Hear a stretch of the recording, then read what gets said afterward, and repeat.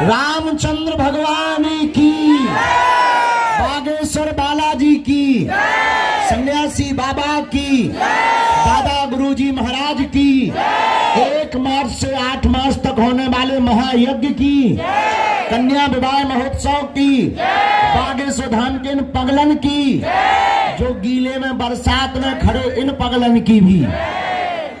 आज मंगलवार को पुरानी पेशी का दरबार चला रहे हम, सुबह से पर्चा ही पर्चा चढ़ा रहे।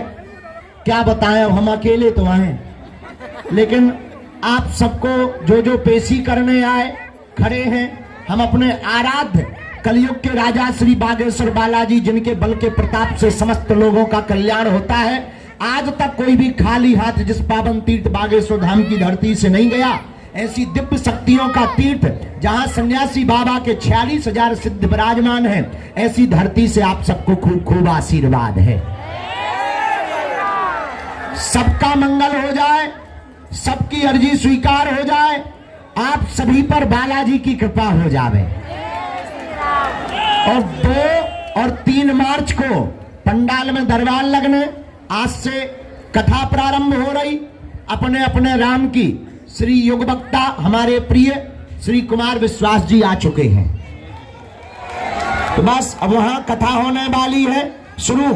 और हम जो है अबे पेशी रह गई, कुछ भूत रह गए, उन्हें भी भगा दें। हम सेवा में लगे हैं। भंडारा पालो, प्रसाद पालो। आज थोड़ी दिक्कत हो गई, बरसात ज्यादा हो गई, थोड़ी दिक्कत हो गई है, लेकिन बच्चे सेवा में लगे हैं और सबको आशीर्वाद है। उतई पंडाल में सबको सामूहिक दर्शन हो जाए हैं। और यज्ञ में कौन कौन आ रहा है, हाथ उठाओ। जो हाथ नहीं उठा रहे वो बांग्लादेश जावेंगे का? आ रहे ना? यहीं रुको। 1 मार्च से 8 मार्च तक महाकुंभ भी है, यज्ञ भी है, सबका निमंत्रण है। 2 और हम चाहे भले ही व्यस्त रहे। अब देखो, एक बेटी का विवाह होता है तो कितना काम होता है। इधर तो 155 बारात आनी, तो हम दिन ना रात लगे कि कोई असुविधा ना हो गए, पर हम आपको भी मिलेंगे। और पर्चा की महिमा नहीं है, बालाजी की महिमा है। नारियल बांध दिया, परिक्रमा लगा लिए, पेशी करना प्रारंभ कर दिया। तो आज तक 3 पीढ़ियां गुजर गई, लाखों लोग, लगभग 6, 7, 8 साल से तो लाखों लोग आ ही रहे। आज तक कोई खाली हाथ नहीं गया। जाओ, तुम भी खाली हाथ नहीं जाओगे, पर कुछ पाने के लिए कुछ खोना तो, थोड़ा सा समय तो। अगली बार अर्जी लग जाए, फिर अगली बार लगाई जे है। हम यही हैं। अब हम जो है पर्चा चढ़ा के वहां पहुंच रहे, तुम लोग भी वहां पहुंचो। सबको आशीर्वाद। सीताराम, जय बालाजी की। दोनों हाथों की मुट्ठी बांध लो, हम सामूहिक नाम प्रभु, हे बालाजी महाराज, हे सन्यासी बाबा, हे कलयुग के राजा, हमारी अर्जी सुनो, हम पर कृपा करो। आपकी जय हो, आपकी जय हो, आपकी जय हो। हे बागेश्वर बालाजी, हे सन्यासी बाबा, आजीवन पर्यंत आपके चरणों से, आपके धाम से, आपके दरबार से हम जुड़े रहेंगे, हम आते रहेंगे, वचन देते हैं। परंतु हमारी अर्जी सुनो, हम पर कृपा करो, हम पर कृपा करो। आपकी जय हो। मनी मन बालाजी को, सन्यासी बाबा को प्रणाम कर लो। अब हमारे साथ बोलो, ओम बागेश्वराय नमः। ओम हम हनुमते नमः। ओम सन्यासी देवाय नमः। पूज्यपाद श्री सन्यासी बाबा बागेश्वर हनुमान जी का दिया हुआ ऐसा अचूक उपाय है, जिन भक्तों के पर्चा नहीं बन पाते, मिलना नहीं हो पाता, सन्यासी बाबा ने वचन दिया था जो सामूहिक अर्जी लगाएंगे, महीने में 1 बार, 2 महीने में 1 बार, मंगलवार या शनिवार की पेशी करना प्रारंभ कर देंगे तो बिना पर्चा बने ही अर्जी स्वीकार। और बालाजी की कृपा, रोग में, संकट में, व्याधि में, पीड़ा में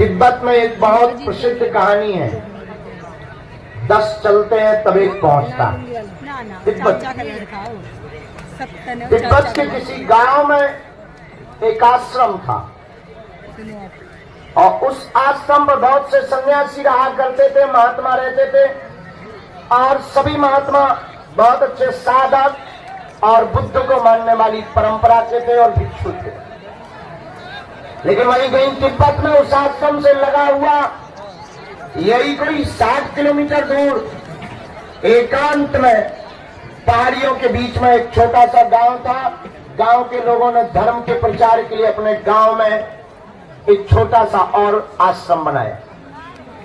तो जब आश्रम बनकर के कंप्लीट हो गया तो गांव के लोगों ने खबर भेजी तिब्बत के आश्रम पर कि आपकी कृपा से ये छोटा सा आश्रम गांव में तैयार हो गया, आप कृपा करके एक सन्यासी हमारे पास भेज दीजिए, गुरु के रूप में जो यहाँ पर रहे, तो यहाँ पर धर्म का प्रचार करे और हम लोगों को सतमार्ग पर ले जाए। तो जो आश्रम के प्रमुख मानते थे, जिनके पास हजारों सन्यासी रहते थे, उन्होंने 10 सन्यासियों को उस आश्रम में भेजा। तो आश्रम के लोग चौंक गए कि बुलाया तो एक को है पर 10 सन्यासियों को क्यों भेजा जा रहा, मामला समझ में नहीं आ रहा। गुरु तो एक बनेगा पर 10 का क्या काम है। तो उस आश्रम के महंत ने कहा 3 सप्ताह बाद इसका उत्तर मिलेगा। और 3 सप्ताह जब गुजर गए तो उस गांव के आश्रम से खबर आई, चूंकि बहुत दूरी थी, बड़ी बड़ी पहाड़ियां थी और चलने में बड़ी दिक्कत होती थी, मुश्किल से कोई आदमी उस समय में भी 10-12 किलोमीटर एक दिन में ना चल पाए। ये जरूरी नहीं 4 से 5 किलोमीटर 3 किलोमीटर की यात्रा एक दिन में हो पाती थी, इतना घना जंगल था और जानवरों का डर लगा रहता था। लेकिन 3 सप्ताह बाद जब खबर आई तो खबर ये आई उस गांव से कि आपने जो एक सन्यासी भेजा था वो पहुंच गया। तो आश्रम में और कोहराम मच गया कि सन्यासी तो 10 भेजे थे, ये कौन सा लफड़ा है। एक तो पहले ही एक तजुर्बा वाली बात कि एक को मांगा 10 भेजे और 10 को पहुंचाया, एक पहुंचा। आश्रम में सब हाहाकार मच गया कि आखिर रहस्य क्या है और राज क्या है। तो सभी उस आश्रम के सन्यासी भिक्षु शाम को गुरु के पास आकर के कहते हैं कि बात बताओ, आश्रम में भेजे 10 सन्यासी थे, आवश्यकता एक की थी लेकिन पहुंचा एक, वो 9 कहां गए। तब उस आश्रम के गुरु ने बताया चले तो 10 ही थे, लेकिन एक अगले गांव में पहुंचे। जब अगले गांव में भोजन के लिए पहुंचे ही थे तो उस गांव के अमीर आदमी ने चरण पकड़ लिए भिक्षु के, सन्यासियों के, 10 सन्यासियों के, और कहा कि हमें ज्योतिषी ने कहा था कि जो आज तुम्हारे गांव में पहले नंबर पर आए उसी से तुम अपनी बेटी का विवाह कर देना, और मुझे मिल गए हो, तुम हाँ बोलो तो ठीक है, नहीं तो दूसरे नंबर वाला हाँ बोलेगा। तो पहला सन्यासी बोला कि बेटी कहाँ है। उसने कहा बेटी बहुत सुंदर है, देखो बड़ी रूपवती है, और मेरे कोई बेटा नहीं है, मेरी पूरी संपत्ति तुम्हारी होगी। ज्योतिषी ने कहा था जो पहला आदमी मिले वही तुम्हारी बेटी का वर होगा, और अब कृपा करके मेरी बेटी को स्वीकार करो। पहले वाले सन्यासी ने कहा मित्रों तुम लोग चलो, मेरा तो काम हो गया, अब मुझे शायद परमात्मा इसीलिए भेजा था, और मेरा परमात्मा कह रहा है यहीं ठहरो। वो ठहर गया। दूसरे गांव में राजा का पुरोहित मर गया, तो राजा को पुरोहित की जरूरत थी, पद बहुत ऊंचा था और वो भी खोज रहे थे कोई बढ़िया पुरोहित मिल जाए, और 9 सन्यासी चले जा रहे थे। एक सन्यासी ने कहा कि ये काम बहुत अच्छा है, राजसी ठाट बाट रहेगा, काम कुछ करना नहीं, पुरोहित बने रहेंगे। तो बाकी मित्रों से बोला महाराज मित्रों तुम चलो, अब मेरा काम भी तो हो गया। अब वो राज पुरोहित बन गया। धीरे धीरे अंतिम छोर के गांव तक जहां छोटा आश्रम बना था वहां पहुंच नहीं वाले थे, उसके पहले एक पड़ाव पड़ा, एक गांव पड़ा। 2 सन्यासी मात्र एक एक करके सब रुक गए। एक सन्यासी में से 2 सन्यासी बचे, 10 सन्यासी में से 2 सन्यासी बचे। एक सन्यासी बोला आप कहो तो यहाँ पर प्रवचन किया जाए। तो प्रवचन किया तो प्रवचन में एक नास्तिक आदमी खड़ा हो गया, ये सब बेफिजूली की बातें बंद करो, कोई भगवान भगवान नहीं होता है, कोई ईश्वर नहीं होता, कोई निर्वाण नहीं होता, ये सब वार्तालाप बंद करो। तो दो सन्यासी में से जो एक प्रवचन कर रहा था, उसने दूसरे वाले को धक्का देकर कहा कि तू एक काम कर, तू जा, तू आश्रम संभाल, मैं इस नास्तिक को जब तक आस्तिक नहीं बना दूंगा तब तक किसी गांव में ठहरूंगा। और वो सन्यासी पहुंच गया। ये कहावत वहां से चली है कि 10 पहुंचाओ तब एक पहुंचता है। और मेरे पागलों, इस कथा का आशय हम तुम्हें ये बताना चाहते हैं, इस कहानी के साथ आज के दरबार की शुरुआत इसलिए करना चाहते हैं कि जब व्यक्ति 10 प्रकार से मन बना करके, 10 इंद्रियों से मन बना करके जब दरबार में बैठता है, तब एक बार उस परमात्मा के चरणों में पुकार जाती है। इसलिए एक बात याद रखना, टिकते वही है, आते वही है और दरबार में रुकते वही है। जब बहुत बड़ी कृपा परमात्मा की होती है, वरना दरबारों में लाखों लोग आते हैं पर टिक वही पाते हैं जो एक अकेला होता है, जिसकी श्रद्धा बड़ी मजबूत होती है। वरना परमात्मा की कृपा भी टिकना असंभव नहीं है। और मेरे पागलों, हम तुम्हें चमत्कार दिखाने के लिए नहीं बैठे हैं, या हम तुम्हें तुम्हारे बाप का नाम बताने के लिए नहीं बैठे हैं। और तुम भी इतने बदमाश आदमी हो कि अपने बाप का नाम जानकर ऐसे ताली पीट कर भाग जाते हो जैसे तुमने कुंजी पाली हो। और तुम अपने मन की बात जान करके ही भाग लेते हो। और मन की बातों से समाधान तुम्हारी होना होता तो तुम खुद कर लेते। तुम्हारी समस्या पर्चे पर लिख देने से तुम्हारी समस्या का समाधान नहीं होना है। तुम्हारी पर्चे पर जो समस्या लिखी है उसका समाधान सिर्फ परमात्मा है और हनुमान है। अगर तुम हनुमान के हो जाओगे तो तुम्हारी हर समस्या का समाधान होगा। और पर्चा तो बहाना है। तुमने गांव में देखा होगा, कोई मदारी आता है और जब जादूगर आता है और खेल दिखाना चाहता है तो पहले वो डमरू बजाता है। डमरू बजाता है तो सोए हुए लोग भी जाग जाते, चलो खेल वाला आया है, और ऐसे आंखें मीरते हुए कीचड़ साफ करते हुए खेल देखने बैठ जाते। अब खेल देखने लगते हैं, लेकिन मदारी तब खेल दिखाता जब डमरू बजाता है। पहले लोगों को बुलाता है, लोग हमसे पूछते हैं, बड़े बड़े जर्नलिस्ट, बड़े बड़े बुद्धिमान लोग, कि आप भारत में करना क्या चाह रहे हो? इतनी तबाही, इतनी क्रांति मचा रहे हो, आप करना क्या चाह रहे हो? हमने कहा, भारत में आज तक तथाकथित लोगों ने भारत के भोले भाले सनातनियों को भूत पकड़ाए हैं, और इन तथाकथित हलीउल्लाह वालों ने हमारे सनातनी हिंदू भोले भाले लोगों का धर्म परिवर्तन कराया है। हम भारत के लोगों को भूत नहीं, हम भारत के लोगों को भगवान पकड़ा करके जाए। भगवान का मतलब ये नहीं है कि तुम हमारे चरण पकड़ लो। और एक बात, कभी किसी के भी चरण पकड़ने से कल्याण नहीं होता। गुरु के चरण पकड़ो, एक बार पकड़ो तो छोड़ो मत, और पकड़ लिया तो मुड़ना मत। और मेरे पागलों, इंसान कभी भगवान नहीं हो सकता, भगवान सदा भगवान रहेगा। और तुम्हारी बुद्धिमत्ता इसी में है कि तुम इंसानों के चक्करों में और दरबारों के चक्करों में पड़ना बंद करो। अगर तुम जिंदगी की बहुत बड़ी कुंजी पाना चाहते हो तो आज की बात हमारी मान कर उठ जाओ और चढ़ जाओ मंदिर, जिनके बल पर हम धर्म विरोधियों को ललकारते हैं और तुम्हारे बारे में बता देते हैं। तुम भी उन्हीं हनुमान जी के सदा सदा के लिए हो जाओ। और अगर तुम भी सदा सदा के लिए हनुमान जी के हो जाओगे, अगर सदा सदा के लिए तुम भी हनुमान जी से जुड़ जाओ, सदा के लिए हो गए, तो तुम्हें लौट कर मुड़कर कभी पीछे नहीं देखना पड़ेगा। लेकिन मेरे पागलों, एक बात और याद रखना, इस कलिकाल के कलयुग में तुम सावधानी पूर्वक कदम रखना और माथा भी सावधानी पूर्वक टेका करो। तुम्हारी इतनी मति मारी गई है, तुम कहीं पर भी माथा टेक देते और हद हो गई। हमारे बगल में एक गंज है 5 किलोमीटर की दूरी पर, वहां के रहने वाले एक नाई हमारे बहुत प्रिय मित्र हैं, और अक्सर वो हमारे पास 4-5 साल पहले रोज आया करते थे। और रोज आकर के कुछ नहीं, गप्प लड़ाते थे। भीड़ कम होती थी तो बात करते थे, गप्प लड़ाते थे और चाय पिया करते थे। अक्सर जब कभी जरूरत पड़ती थी, बाल की कटिंग कर देते थे। एक दिन बाल की कटिंग करते करते हमने कहा, यार एक बात बताओ। उसका नाम हमने डमरू रखा था। हमने कहा, डमरू एक बात बताओ, तुम्हारा मुंह लटका क्यों रहता है? बोले, गुरुजी क्या बताएं, हमारी जो दुकान है गंज में, उसके बाहर कोई रोज रात को गंदगी कर जाता है, रोज रात को। हमने कहा, होगा कोई तुम्हारा दुश्मन? अरे बोले, दुश्मन की छोड़ो, ये बताओ वो मिटेगा कैसे काम? बंद कैसे होगा? हमने उसको उपाय क्या गजब का दे दिया, आज तक हमारा चेला। हमने उसको कहा एक बात बता, आसपास कोई पत्थर है वहां? बोला हाँ एक छोटा सा पत्थर है। हम कहा तेरे पास में लाल कलर का कोई कलर है? इंगोर, श्री, रोली?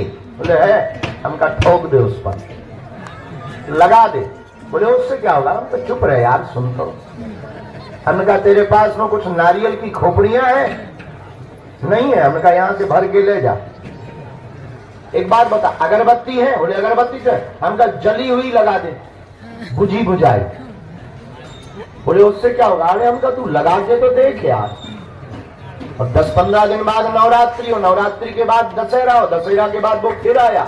हम कहा और सुनाओ, वो घटना बंद हुई? जो रोज गंदगी कर जाता था तुम्हारे दुकान के बाहर, घटना बंद हुई? अरे बोले घटना बंद हुई कि नवरात्रि में तो वहां देवी प्रकट हो गई। और बोला गुरुजी धन्यवाद। हम कहा किस बात पे धन्यवाद? अरे बोले गांव की माताओं ने तो सिर धर धर के प्रणाम कर करके लल्ला मांगा, किसी ने तो नौकरी मांग ली। अब बोले गुरुजी क्या कहना तुम्हारे तजुर्बे का? हम कहा क्यों? अरे बोले ये 5 का सिक्का लो हमसे। हम कहा यार 5 का सिक्का क्यों दे रहा? अरे बोले पूरे 10 दिन में रोज 11 से 12 रुपया चढ़ोतरी भी आती, एक कटिंग निकलती थी। एक कटिंग के उस जमाने में, बाल कटिंग के उस जमाने में 10 रुपया से ज्यादा ही नहीं था, 5 या 10 रुपया। बोले गुरुजी आपकी कृपा से रोज एक कटिंग निकलती थी। तो हम आपको ये कहना चाहते हैं कि हम सनातनी लोग हैं, हम तो पत्थर में भी परमात्मा प्रकट कर लेते हैं।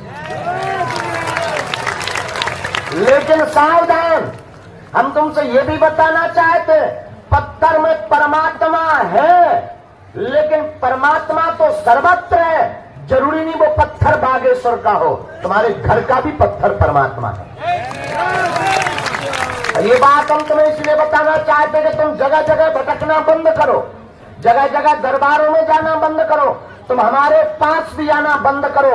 अगर तुम अपनी जिंदगी में जिंदगी के प्रत्येक प्रश्न का उत्तर पाना चाहते हो और तुम अपनी जिंदगी में पीढ़ी दर पीढ़ी के लिए समाधान पाना चाहते हो, तो आज के दिन में तुम एक बड़ा काम करके अपने घर जाना, पर्चा लेकर जाना या ना जाना, मंदिर चढ़ जाना और जाकर कह देना बस बहुत हो गया, हमने बहुत भटक लिया, हमने बहुत रो लिया, हमने बहुत धक्के खा लिए, हमने बहुत अपनी हंसी उड़वा ली, हमने बहुत परिवार के ताने सुन लिए, हमने बहुत परिवार की ठोकरें खा ली, हमने बहुत लोगों के उलाहने सुन लिए। अब खबरदार, आज से तुम हमारे और हम तुम्हारे। उसके बाद मेरे पागलों, हम तुम्हें दावे के साथ कहते हैं तुम्हें मंगलवार को आने की आवश्यकता नहीं है, तुम जिस दिन आओगे वो दिन मंगल का होगा। उसके बाद तुम जहां रहोगे तुम्हारे साथ बागेश्वर बालाजी की सेना बगल में खड़ी नजर आएगी। जब जब विपत्ति तुम्हारे ऊपर आएगी, याद रखना तुम्हारे पास संकट है तो बागेश्वर हनुमान जी तुम्हारे संकट मोचन बनकर खड़े नजर आएंगे। सन्यासी बाबा तुम्हारे साथ अनुभव में रहेंगे। और मेरे पागलों, शर्त ये है जुड़ जाना तो मुड़ना नहीं। और इसका मतलब ये नहीं तुम बागेश्वर धाम से जुड़ो, मेहंदीपुर बालाजी से जुड़ो, सालासर बालाजी से जुड़ो, अरे जहां तुम्हारा मन करे मेरे पागलों जुड़ो। याद रखना, बरसात आती है तो बरसात में कोई काम करना हो, परेशानी बहुत जा रही हो, भीगना ना हो, तब क्या किया जाता है? छाता लिया जाता है और छाता लेकर के आदमी निकल जाता है और उसकी समस्या परेशानी बरसात की दूर हो जाती है। याद रखना, जिस प्रकार बारिश से छाता बचाता है, उसी प्रकार इस संसार सागर में संकटों की बरसात से सद्गुरु की छत्र छाया बचाती है। लेकिन सावधानी पूर्वक, अगर तुम्हारे पास संकट है तो हमारे बागेश्वर हनुमान जी कौन है? संकट मोचन है। बाल समय रविभक्ष लियो तब तीनों लोक भयो अंधियारो, ताई सुत्रास भयो जग को यह संकट काउ तो जात न टारो, देवन आन करी बिनती तब छाड़ दियो रवि कष्ट निवारो, को नहीं जानत है जग में कभी संकट मोचन नाम प्यारो। इसलिए आप आए हो, स्वागत है। आप बैठे हो, धन्यवाद। आपने इंतजार किया, बहुत बहुत धन्यवाद। लेकिन एक बात बोले, आपको बहुत परेशानी हुई होगी क्योंकि यहाँ साधन नहीं है, बड़ा हॉल नहीं है, एसी नहीं है, पानी की व्यवस्था नहीं है, चाय है नहीं है, दिक्कत बहुत है। हम मानते हैं साधन नहीं है पर साधना है। साधना तो इतनी है, ऐसा बोलने से लोगों को लगता होगा कि पता नहीं ये बाबा क्यों बोल रहा, पर हम इतना बोल सकते हैं गर्व के साथ हिंदू होने के नाते। इस पूरी दुनिया में सनातन संतों को छोड़कर किसी भी मजहब के धर्म गुरुओं की ताकत नहीं है बागेश्वर धाम की शक्तियों का सामना करने। इतना हमें अपने गुरु पर भरोसा है, इतना अपने आराध्य पर भरोसा है। और ये ललकार कर तुमसे कहते हैं कि अगर कोई भी दूसरे मजहब का हलीउल्लाह वाला आ जाए, पैंट गीला करके ही जाएगा। हम उसके बारे में इतना बताएंगे वो अपनी लुगाई को मुंह नहीं दिखा पाएगा। लेकिन ये हनुमान जी ने हमें कृपा किसी की बेइज्जती करने के लिए नहीं दी है, अपने सनातन के प्रचार के लिए दी है, किसी की अवहेलना करने के लिए। हाँ, जो मानता नहीं, जो कहता भगवान नहीं होते, दिव्य शक्तियां नहीं होती, ये सब झूठ है, ये सब कपोल कल्पना है, उनकी ठटली बारने के लिए दी है। बोलो सीताराम। तो हम आज के दरबार को शुरू करते हैं, सामूहिक अर्जी लगा देते हैं और फिर इसके बाद आज के दरबार को प्रारंभ। मन में राम नाम का जप, जो भी जानकारी लेवे कार्यालय से, सूचना भी कार्यालय से, किसी के भी बहकावे में ना पड़े। कल की सूचना ये है, कल भी दरबार लगाएंगे। कभी उत्तर प्रदेश का मुख्यमंत्री मध्य प्रदेश में आ जाए तो क्या उसकी चलेगी? हैं? नहीं चलेगी। मुख्यमंत्री कहलाएगा कि नहीं? हाँ कहलाएगा, लेकिन चलेगी नहीं। क्यों? उसकी कहाँ चलेगी? यूपी में चलेगी, मध्य प्रदेश में नहीं चलेगी। उसी प्रकार देवता तो सब है इस समय में, लेकिन राजा हनुमान जी हैं, तो पूजा सबकी होगी, देवता सब कहलाएंगे, पर चलेगी बजरंगबली। क्योंकि कलयुग के राजा कौन है? हनुमान जी। चारों युग परिताप तुम्हारा है परिसिद्ध। हनुमान जी का चारों युगों में प्रताप है। किसके कारण? राम जी के कारण, भक्ति के कारण। और हनुमान जी महाराज कलयुग के प्रत्यक्ष देवता है। और जो भी साधक हनुमान जी की साधना करता है, हनुमान जी की सेवा करता है, हनुमान जी की पेशी करता है, हनुमान जी के दर पर माथा टेकता है, हनुमान चालीसा का पाठ करता है, हनुमान जी के बीज मंत्रों का जाप करता है, ओम हम हनुमते नमः, ये हनुमान जी का बीज मंत्र है। और जो भी साधक 40 दिन का अनुष्ठान हनुमान चालीसा का करता है, उसे हनुमान जी की विशेष कृपा प्राप्त होती है। और संकट कटे मिटे सब पीरा, जो सुमरे हनुमत बलवीरा। मात्र हनुमान जी के बागेश्वर बालाजी के दर्शन करने मात्र से दुनिया का कैसा भी संकट हो वह कट जाएगा, कट जाएगा, कट जाएगा। ऐसी सामर्थ्यता किसमें है? हनुमान जी में। क्यों? इनके पास अपार बल है, हजारों शक्तियां हैं। हमारे जब श्री सन्यासी बाबा ने तपस्या की यहाँ पर, 1.25 करोड़ हनुमान चालीसा का पाठ किया, 1.25 करोड़, पूरा जिंदगी निकाल दिया था एक पैर पर खड़े होकर। पैर सूख गया था, काला पड़ गया था, खून मर गया था, लंगड़े हो गए थे। लेकिन जब श्री हनुमान जी का साक्षात्कार हुआ और उन्होंने कहा कि मांगो, तब हमारे पूज्य श्री सन्यासी बाबा ने कहा था कि हमको कोई भी सिद्धि नहीं चाहिए, हमें ऐसा चाहिए सरकार जो भी अब यहाँ पर आवे उसकी खाली झोली भर जावे। हनुमान जी ने कहा जाओ, आशीर्वाद। और उस दिन के बाद पीढ़ी दर पीढ़ी महिमा बढ़ती गई, बढ़ती गई, बढ़ती गई। दादा गुरुजी ने दरबार लगाया, उन पे भी कृपा श्री सन्यासी बाबा की हुई। और हनुमान जी ने श्री सन्यासी बाबा से कहा कि जाओ, इस दर पे दरबार तो लगेगा ही, तुम्हारे वंश में, शुक्ल वंश में, गर्ग गोत्र में एक ना एक सेवा करने वाला होगा। तो हमारी परंपरा में दादाजी ने सेवा की, एक चाचा जी ने सेवा की। जो आज हमने पूजा की ये पद्धति फिर हमको दी। हमारी अवस्था उस वक्त 9, 10, 11 साल की थी, अभाव में जिंदगी थी। लेकिन इन बालाजी के चरणों के पास आने से, देखो एक बात हम प्रार्थना करें, हम भी तुम्हारी तरह यहाँ अर्जी लगाने आए थे जैसे तुम आए, हम भी तुम्हारी तरह यहाँ मिलने आए थे जैसे तुम हमसे मिलने आए। हम अपने गुरुजी से मिलने आए थे, हम भी तुम्हारी तरह परेशान थे क्योंकि कोई नहीं था, पिताजी कुछ करते नहीं थे। हमने जब प्रार्थना की गुरुजी से, गुरुजी बोले रात को आना, और रात को जब गए और जिंदगी में घटना घटी, तो घटना ये घटी कि सामने जब प्रकाश प्रकट हुआ, दादाजी बोले कह दो तुम हमारे हो हम तुम्हारे, और हमने कह दिया आज से तुम हमारे हो हम तुम्हारे। उस दिन के बाद वो दिन है कि आज का दिन। इसका मतलब ये नहीं कि हमने संघर्ष नहीं किया। आपको जरूर दिखता है कि आज महाराज जी हमने उसके बाद भी 12 साल तक संघर्ष किया। एक एक दिन झाड़ू लगाई पूरे में, अपने हाथ से भोजन बनाया, गांव में भिक्षा मांगने गए, आटा मिला, चावल मिला, घर ले गए, तब माता जी की रोटी बनी। कृपा मिलने के बाद भी 12 साल तक उधार उठा करके दीपक का तेल जलाया। आज अगरबत्ती के लिए रुपया नहीं होते थे तो एक अगरबत्ती 2-2 दिन जलाते थे। आधी अगरबत्ती से आरती कर दी, फिर बुझा के रख ली, दूसरे दिन फिर वही जलाई और आरती की। इसका मतलब ये नहीं कि 12 वर्ष तक हमारे जब हनुमान जी मिल गए तो सब जय जय हो गई, ना ना ना। खूब संघर्ष किया, खूब प्रयत्न किया, तब जाकर के आज हनुमान जी ने माना गुना। हम तुमसे यही कहना चाहते हैं, भगवान के घर देर है लेकिन भगवान के घर अंधेर है। और तुम्हारी गलती क्या है? तुम 4 दिन में चमत्कार चाहते,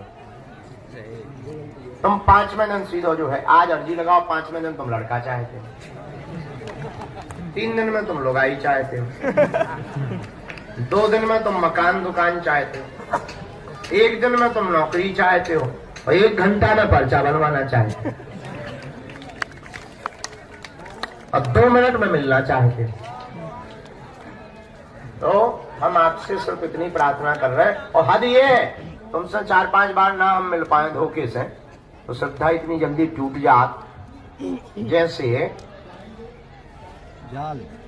नकरियों को मकान टूट जाए। हाँ, इतनी जल्दी श्रद्धा टूट जाए, इतनी कमजोर श्रद्धा। एक आदमी हमें मिला, बोले हम 5 बार आ गए, अपना दिमाग खराब। हमका क्या हुआ? दिमाग खराब। अरे हमको दिमाग खराब तो है, पर दिमाग खराब में है क्या खराब? पूजा का नाम तो बता। अरे बोले 5 बार आ गए, मिले ही नहीं। 4 चाय पी ली हमने, 400 रुपया पर आने के हिसाब से लग गया, 2000 रुपया किराया लग गया, मिले ही नहीं।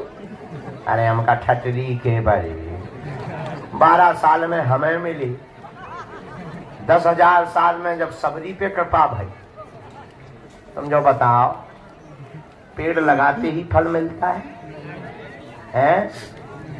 अरे भाई पानी देना पड़ता, बड़ा होता, फूल आते, फिर फल आते, फिर फल खाए जाते, फिर पकते, फिर खाए जाते। अब तुम आते ही तुमने नारियल बांधो नहीं और ठोक दो, हो जा बजरंग बली खड़ा। जैसे ग्रेनाइट की चट्टान ना हो हनुमान जी। अरे भाई आपने अर्जी लगाई, देखो गफलत से जो डर जाए वो जेर नहीं होता, अपनी ताकत पर जो इतराए वो शेर नहीं होता। दरबार में बागेश्वर बालाजी के आकर मायूस ना हो बंदे, यहाँ देर तो होती है पर अंधेर नहीं होता। देर लगेगी, अब देर इसलिए लगेगी कि एक बात बताओ, कई लोग 1-1 साल से आ रहे हैं, उन्हें पहले मिला जाएगा तुम्हें। जो परेशान है देर लगेगी, हाँ अंधेर नहीं होगा। अरे भारत के लोगों, हम तुमसे प्रार्थना करें, इसको बढ़वाओ। हमारी हाथ जोड़कर प्रार्थना है, बात गांठ बांध करके तुम घर जाना। धोखे धंधे से तुम आ तो गई हो दरबार में, बैठ भी गए धोखे से। और कुछ लोग तो YouTube के चक्कर में आए, कुछ लोग किसी के बताने के चक्कर में आए, कुछ लोग टीवी के चक्कर में आए। हम तुमसे यही प्रार्थना करते हैं कि तुम चमत्कार के चक्कर में हमारे पास बिल्कुल मत आया करो। सबसे बड़ा चमत्कार तो यही है कि तुम इंसान हो, और इससे बड़ा कोई चमत्कार नहीं। और दूसरी बात, तुम केवल चमत्कार के चक्कर में या मन की बात जानने आए हो तो तुमसे घाटे वाला सौदा कोई नहीं कर रहा है। हमें तो हंसी इस बात पे आती है कि तुम अपने ही प्रश्न सुनकर के ताली पीटते हो, अपनी बातें सुनकर तुम ताली पीटते हो मेरे पागलों, और तुम मांगते ही क्या दरबार में आके? 2 कौड़ी की बात है, 2 कौड़ी की कीमत की वस्तुएं मांगते। मकान, दुकान, निरोगी काया, लुगाई, लड़का, बिजनेस, पद, प्रतिष्ठा और यश, कीर्ति, संपत्ति, इसके अलावा तुम मांगते ही क्या हो मेरे पागलों? तुम्हें कभी मांगने का मौका मिले तो कभी देने वाले को भी मांग लिया करो। हनुमान जी से कभी मांगने का मौका मिले तो कह दिया करो आज से तुम हमारे और हम तुम्हारे। उसके बाद मेरे पागलों, हम तुम्हें वचन दे करके कहते हैं जब बैंक अपने बाप का होगा तो एटीएम की क्या आवश्यकता? हनुमान जी तुम्हारे होंगे तो तुम्हें घबराने की क्या आवश्यकता? इसलिए आज के दरबार में जितने भी लोग बैठे हैं, निश्चित रूप से आप प्रश्नों के उत्तर पाने आए हो, आपकी अर्जी तो लगेगी ही। जितने लोगों को बुलवाएंगे श्री सन्यासी बाबा, उनके पर्चा बनेंगे, आपको अपनी जिंदगी से संबंधित प्रश्न का समाधान प्राप्त होगा। लेकिन एक बात हम आपसे प्रार्थना कर देते हैं, विनम्रता पूर्वक दरबार में पर्चा के चक्कर में मत आया करो, हनुमान जी की चर्चा के चक्कर में आया करो। पर्चा से आपका सिर्फ एक समस्या का समाधान होगा, लेकिन हनुमान जी की चर्चा से आपकी प्रत्येक समस्या का समाधान होगा। अब आपको निर्णय करना है कि आपको पर्चा बनवाना है, एक समस्या का समाधान पाना है या प्रत्येक का। तुम्हें लगेगा कि हमें तो भगवान दिखाई नहीं पड़ते, उत्तर कोई दे नहीं रहा, और तुम्हारे मन में कीड़ा भर चुका है कि जब तक पर्चा नहीं बनेगा शायद तब तक काम नहीं होगा। ये तुम्हारा कीड़ा वैसा बैठ चुका है दिमाग में। और मेरे पागलों, अगर तुम्हारे पर्चों से चमत्कार होते होते तो जो पर्चा छापने की मशीन जिसके पास है वो चमत्कार कभी बाहर नहीं निकालने देता। अगर तुम्हारे पर्चा से चमत्कार होते, तुम्हारी मूर्तियों से चमत्कार होते, तो मूर्ति बनाने वाले कभी मंदिरों में चमत्कार नहीं धरने देते, वो अपने घर पर ही चमत्कार रख लेते। फिर तुम पूछोगे चमत्कार कहाँ है? मेरे पागलों, चमत्कार पर्चा में नहीं, हनुमान जी की चर्चा में है। चमत्कार मूर्ति में नहीं, परमात्मा के प्रति विश्वास में है। इसलिए आज के दरबार में अगर तुम जिंदगी भर भटकना नहीं चाहते हो, अगर तुम दर दर दरबारों में जाना नहीं चाहते हो, अगर तुम चाहते हो कि तुम्हारी कोई हंसी ना हो रहा है, अगर तुम चाहते हो कि सदा सदा के लिए हनुमान जी हो जाए, और हम तुम्हें 2 कौड़ी का चमत्कार दिखा करके भगाने या बुलाने नहीं आए, ना भीड़ जोड़ने आए हैं, न तमाशा दिखाने आए, न प्रदर्शन करने आए, न तुम्हारे बाप का नाम बताने आए। मेरे पागलों, हमारा उद्देश्य है कि तुम्हारी पीढ़ी दर पीढ़ी हनुमान जी से जुड़ जाए और तुम्हारी प्रत्येक समस्या का समाधान हो जाए।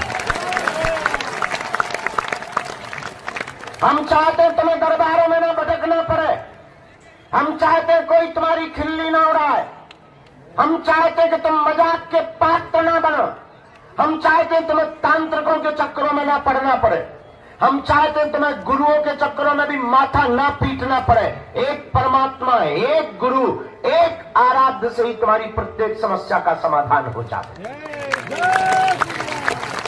और इस भारत में आज तक तथाकथित लोगों ने तुम लोगों को सिर्फ भूत पकड़ाए हैं। बड़े बड़े पढ़े लोग हमसे पूछते हैं कि आप भारत को देना क्या चाहते? मेरे पागलों, आज तक तुम्हें भूत पकड़ाए गए। भूत का मतलब पास, बीता हुआ कल, बीती बिछड़ी पिछड़ी बातें, वही घिसी पिटी पुरानी बातें, वही लच्छेदार बातें, वही बड़ा बड़ा डर, बड़ा बड़ा भय, बड़ी बड़ी विचित्र विचित्र बातें। इसका मतलब तुम्हें भूत पकड़ाए गए। लेकिन हम भारत के लोगों को भूत नहीं पकड़ाएंगे, हम भारत के लोगों को भगवान पकड़ा करके। भगवान का मतलब सकारात्मकता, पॉजिटिविटी। भगवान का मतलब एक दरबार में माथा टिकाने के बाद दुनिया में कहीं तुम्हें मुड़ करके ना देखना पड़े। और तुम कब तक भटकोगे, कब तक तुम अपने माथे में छाले पड़वाओगे, कब तक तुम दरबारों को बदलोगे? और मेरे पागलों, हम तुमसे ये भी प्रार्थना करेंगे, कोई भी धर्म गुरु नहीं कह सकता, लेकिन हम प्रार्थना करेंगे तुम हमारे भी चक्कर में मत पड़ो। पढ़ना ही है तो तुम जिनके बल पर हम धर्म विरोधियों को ललकारते हैं, ऐसे बागेश्वर हनुमान जी के चक्कर में पड़ो। क्योंकि इंसान सदा धोखा देता है और शायद हम तुम्हें धोखा दे पाए, शायद तुम्हारी बात हम तक ना पहुंच पाए और शायद तुम जो मनो मस्तिष्क में मन बना करके आए हो वो पूरा ना हो पाए। जरूरी नहीं है कि तुम्हारी बात हमारे पास पूरी हो जाए, लेकिन तुम्हें मौका मिला ही है दरबार में आने का और खाली तोता लेकर के मत चले जाना, वरना तुम्हें पछताना पड़ेगा। एक काम करना, तुम हमसे पूछो कि पूरी जिंदगी में कुंजी क्या है परमात्मा को पाने की, चढ़ जाना मंदिर, बागेश्वर हनुमान जी को देख करके कह देना बस बहुत हो गया। अपने अतीत को स्मरण करके, अतीत को याद करके, अतीत की बातों को ध्यान में रख करके कह देना बस बहुत घूम लिया।